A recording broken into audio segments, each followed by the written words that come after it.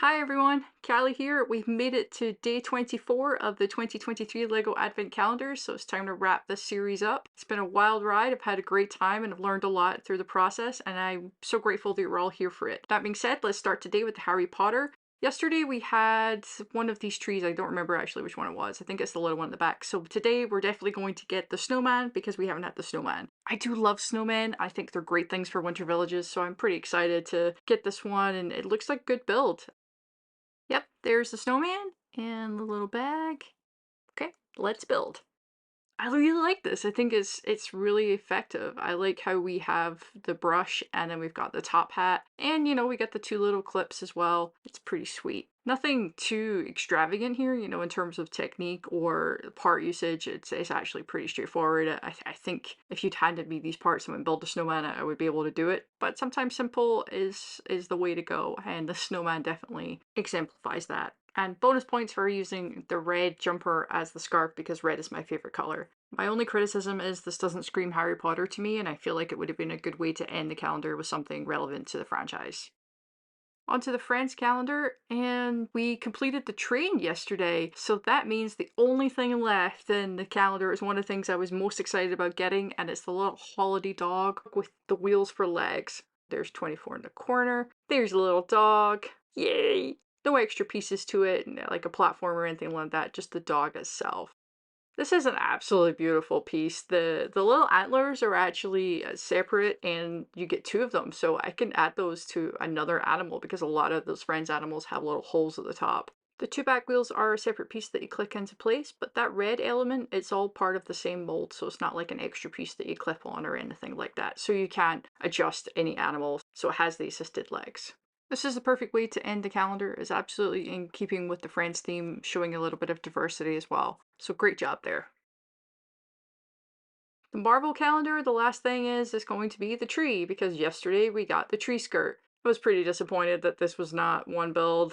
Yeah, let's just open it and get it into the wild.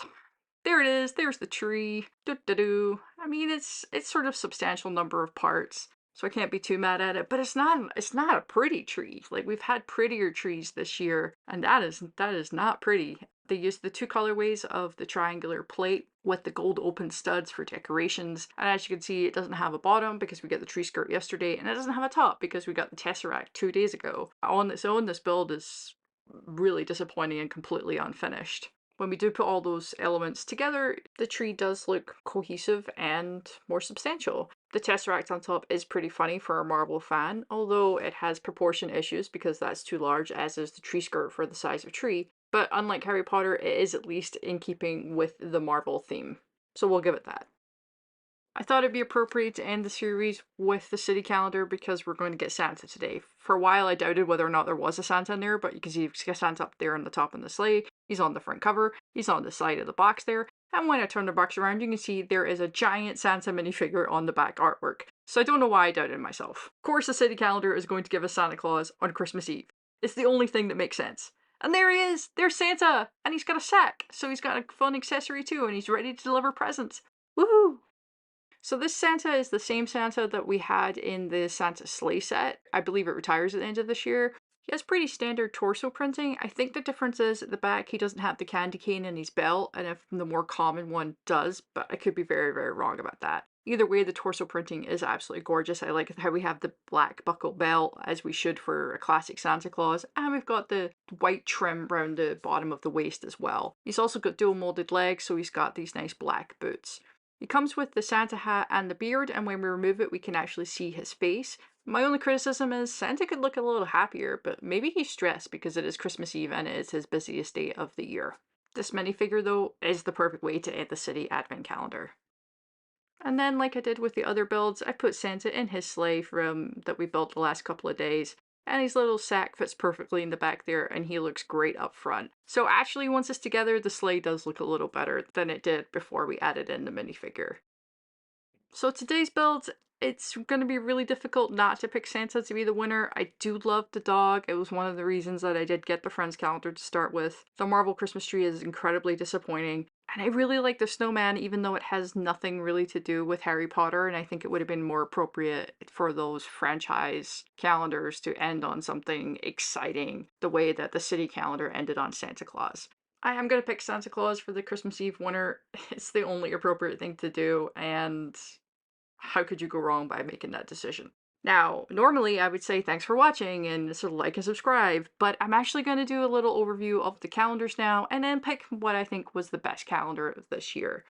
I'll start by reviewing the Marvel calendar. What I did for each of them was place all the builds on the base plate. I put the less exciting builds at the back to the more exciting builds at the front, and then the minifigures at the very, very front. The Marvel calendar, we had quite a few disappointing builds. Here, they're all here at the back, and I reviewed them all on the day, so you can probably guess that these were not the ones that made me so happy. I did put the wrapping station here because it does have that sort of industrial feel and not really easy to put into the Winter Village. The okay builds were, I really like the fact that we got those gold elements, even though it was more of like a parts pack. The little table with the goblet and the turkey leg was fine. I did like the snowman build, but once I sort of took it in with everything else in the pack, that kind of came into that category. And then the great builds were the fireplace, the train. I really liked the little mini micro reindeer build there. The Quinjet was phenomenal. I believe that was day one. What a strong start. And then as you know, I was a big fan of Loki's throne. There were 7 minifigures inside of the Marvel Advent Calendar this year, and these 3 were not unique to the calendar. They've come in previous sets. Great way, though, for people to pick up these figures. I ranked them in this order because it took 2 days to get Doctor Strange's cloak. Wong is absolutely fine and came with a Tesseract, and Okoye came with her cool spear, so really there was nothing between those 2. There were 4 unique minifigures in here. We had Captain America and Iron Man in the regular suits. They weren't in anything Christmassy. Full reviews of these, of course, are in the relevant days previously. And then we've got the 2 Christmas characters, Black Widow and Spider-Man. And these were the main things that people who are Marvel fans were probably looking for in these calendars. Onto ranking the Friends calendar in the same way, but this time we've got the mini dolls and the animals at the front instead of just the minifigures. There were quite a few disappointing builds for me in the Friends sets, and I'm going to part pretty much all these colorful ones out. The Christmas tree made it into this section because the decorations came in a separate box, which is just sad. I did like the seesaw apparatus though. I know the snowman was quality, there's no problem with that. And then the cookies boxes went here because we got printed pieces, and I also really liked the table and chairs.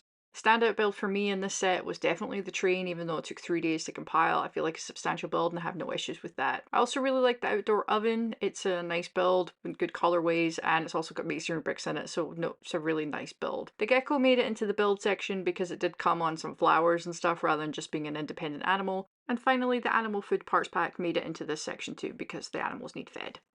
The set came with just the 2 mini dolls, and the one on the right definitely wins because she came with snowboard and a little helmet. There were 7 further animals in this calendar, and we have the bunny, the little dog that came with the poop and the scooper, we have a big dog, and then we have that grey cat with the red bow tie that reminded me of my cat Grayson. And to finish the calendar off, we have the 3 Christmas animals. Each of them are wearing some sort of holiday decoration and are a big plus for this calendar.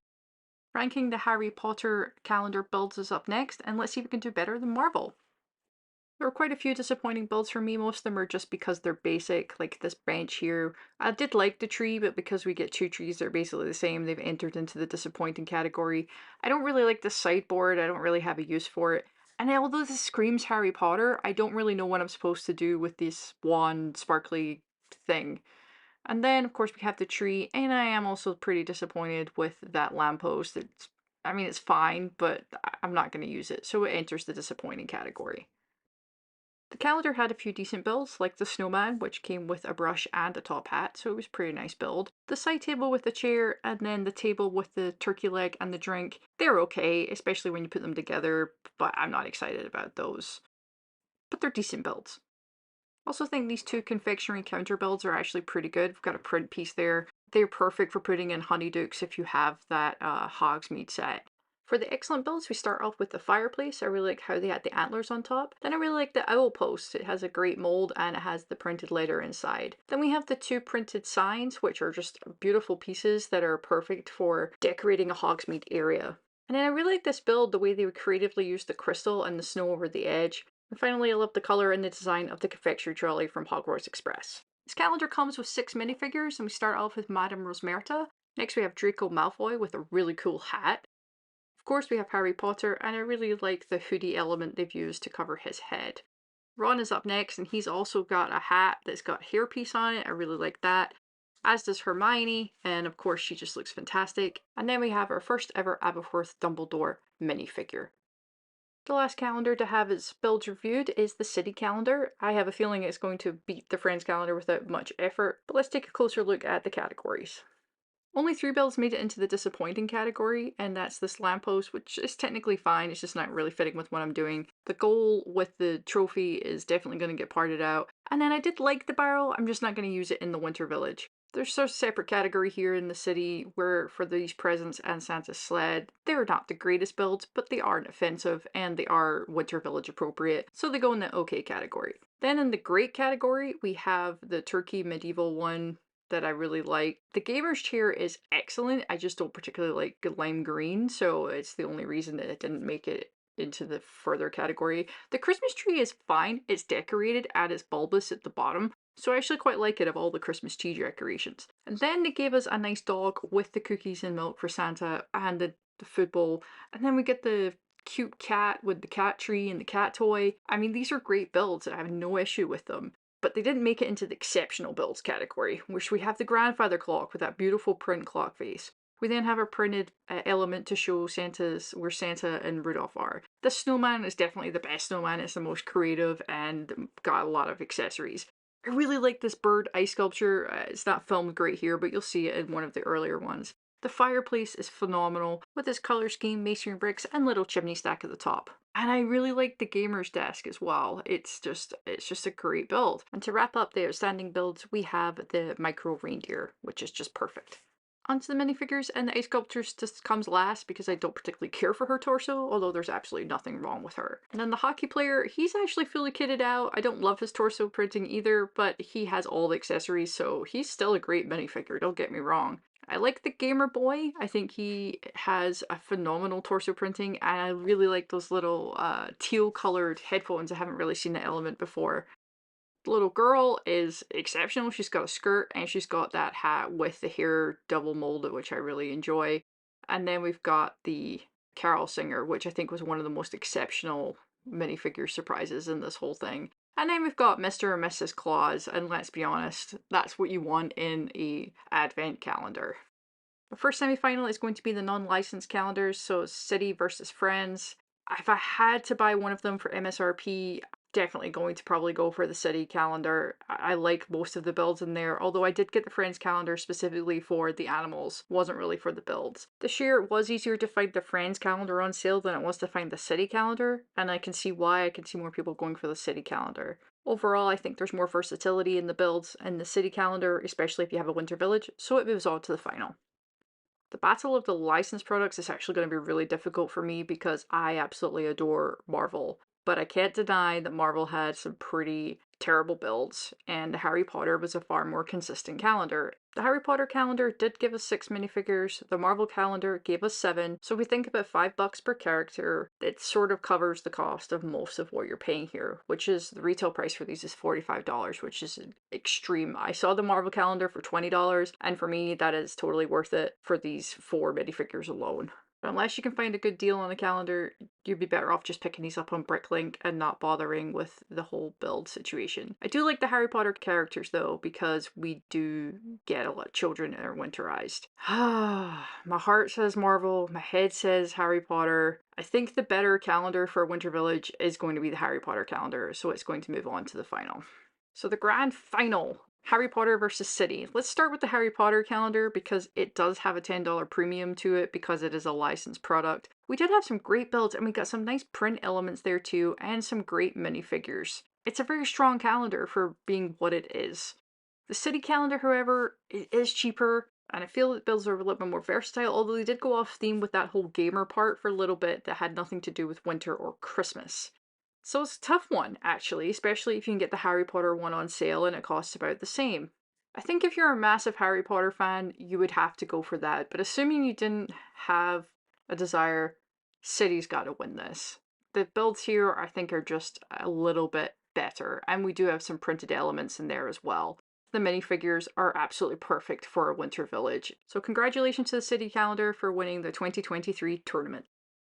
Unboxing these advent calendars has been quite a ride, and I used it as a way to get used to producing content and uploading content on a decent schedule. So thank you so much for being here and going through this journey with me. If you enjoyed this video, please hit the like button to let me know, and do subscribe to find out what I'm going to do next with my LEGO City and Winter Village. Thanks for watching and have a great day. And congratulations once again to Mr. and Mrs. Claus.